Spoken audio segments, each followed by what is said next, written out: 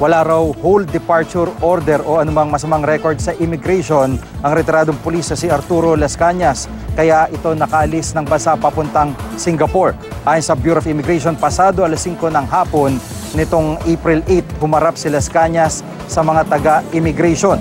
High profile daw si Las Cañas, kaya 15 minutong kinold dito sa immigration. Pinalis din si Las Cañas dahil walang nakitang derogatory record. May kasama raw na 3 tao si Las Cañas pero hindi matukoy ng immigration kung sino ang mga ito.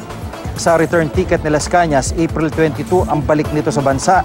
Sa tingin naman ni Senador Panfilo Lacson na chairman ng Committee on Public Order and Dangerous Drugs na duminig sa pangalawang testimonya ni Las Cañas. Posibleng nagtungo ang dating pulis sa Singapore para sumama sa kanyang pamilya. Nagpunta na raw sa Singapore ang pamilya ni Las Cañas bago pa ang Senate hearing nitong March 6. Ayon kay Lacson, magandang alamin kung sino ang gumastos para sa biyahe ni Las Cañas at sa tinutuluyan ng kanyang pamilya sa Singapore. Babanggitin daw ni Lacson sa kanyang committee report ang pag-alis sa bansa ni Las Cañas. Matatandaang humarap sa isang press con nitong February 20 si Las Cañas para baligtarin ang nauna niyang payag na walang Davao Death Squad. Itinuro pa nga ni Las Cañas si Pangulong Duterte na nag-utos umano sa mga pagpatay.